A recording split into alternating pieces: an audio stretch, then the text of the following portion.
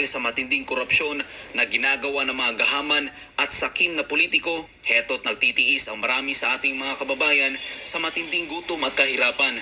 Isang magandang halimbawa nito, ang flood control projects daw ni Marcos Jr. na pinondohan ng bilyon-bilyong piso kada araw. Pero ano ang resulta? Masaya ang mga kawatan.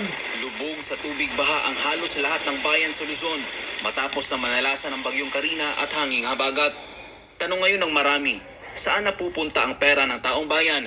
Imbis na ilaga kasi sa mga proyekto upang makabuo ng trabaho o mga programang magpapagaan sa buhay ng mga Pilipino, ay napupunta ito sa bulsa ng walang pusong politiko.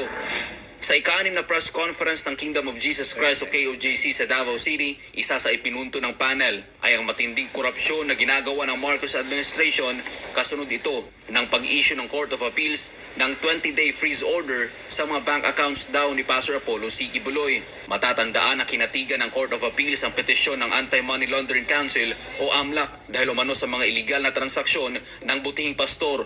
Gayong wala naman itong kahit isang sariling bank account.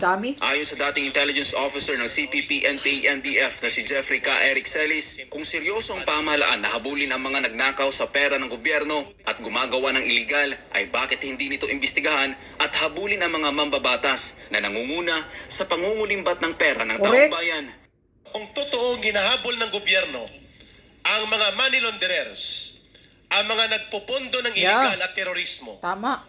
ang may pinakamaraming pondo na dapat habulin ng gobyerno ay kasama mismo ng gobyerno sa loob ng Kongreso. For the last 21 years, mahigit 10 billion po ang pondo na nakuha ng Communist Party of the Philippines mula sa gobyerno sa pamamagitan ng party list na ACT Teachers, Gabriela, Kabataan Party, Bayan Muna, and Anak Pawis. Was there any investigation by AMLAC done against them? No, none. Kwento pa nito, kahit noon na kahit nasa makakaliwang grupo pa siya, ay alam na nila ang maruming taktika ng mga politiko kung papaano pagnakawan ang kaba ng bayan. Oh, grabe. Ito, terrible ito.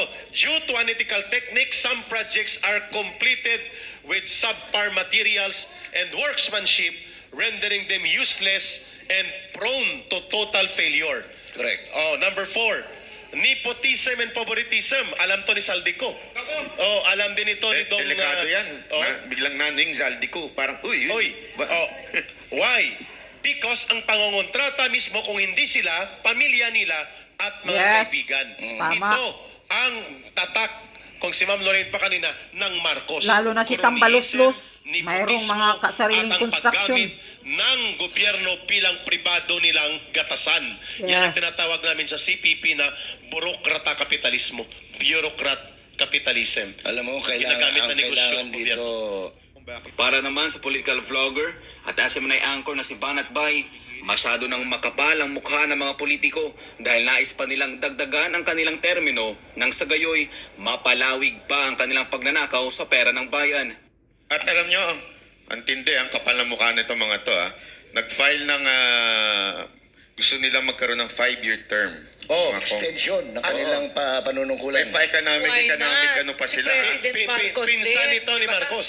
Yes. Pinsan Marcos. Si Congressman Barba. So, kalukuhan yung sinasabi nila na economic reform ang gusto. Yes. Ito talagang gusto nila, 5 taon pa. Kasi nga naman, pag 3 taon, kailangan nila magmadali, magnakaw para makapagtumakbo uli. No, nai-stress sila kung 3 years lang. At least kung 5 years, may time silang magnakaw para baka i-re-elect uli sila. Kasunod dito, dahil sa ginagawang pambabastos ng Marcos administration sa mga walang kalaban-labang Pilipino, daan-daang retired generals na ang nagpahayag ng kanilang pagkadismaya sa ginagawang kalokohan ng kasalukuyang administrasyon. Exactly. Yun ang dahilan kung bakit as of the moment, where we're talking, Sir Jay, 138 signatories na mga retired generals. Pero balikan ko yan ng briefly lang kasi may tanong si Banat Bay from the netizen na pwedeng mag-react kayo at ang mga co-panel ko.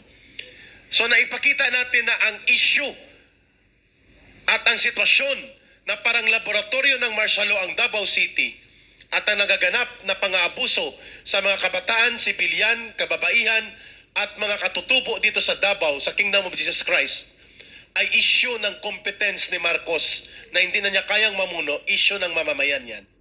Samantala, para kay Sister Eleanor Cardona, Executive Secretary ng KOJC, dahil sa ganda at layo na ng narating ng Yeah, KOJC, inggit sila kaya sa marami KOJC. na naiinggit rito. Binigyang diin din ni Sister Cardona ang ganda, na oh. kung gaano kaganda at organisado ang Parang KOJC, paradise. ay ganito din ang mangyayari sa Pilipinas kung hindi lang kawatan ang mga politiko. Exactly. So, ulitin namin, itong naipunla at itong lahat na binigay ito lahat ng ating Panginoon Diyos. Ito ang magiging resulta kapag ang pamamahala matino, honest, walang corruption, zero corruption. Kaya ganito, pinagpala ang Kingdom of Jesus Christ. Kami-kami, nagkakaisa kaming lahat. Walang corruption dito. Yung pera, honesty yan. Blood, sweat, and tears.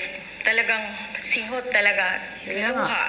At Parang- bawat isa, sacrifice ng bawat isa yan. Hindi kami nahihirapan bagkos pag-ibig namin yan, pagkakaisa namin yan.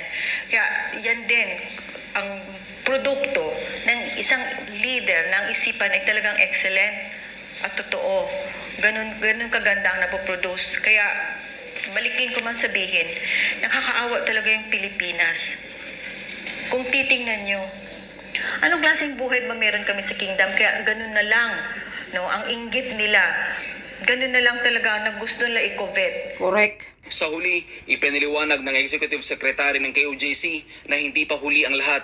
Anya, makakamit pa rin natin ang pinapangarap natin para sa Pilipinas kung ang mamumuno ng ating bansa ay katulad ni Pastor Apollo Siki Buloy na hindi kurap at tunay na nagmamahal sa mga Pilipino at sa bayan. We can also have this kind of life. Kung yung leader natin, kagaya ng kay Pastor. Kaya nga si Pastor gustong tumulong. Gusto niya kung anong nangyari dito sa kingdom, sa lahat ng compounds na nakita niyo kung gaano ka maayos, disiplinado, malinis, organized, at excellent, pati ang kultura ng mga tao.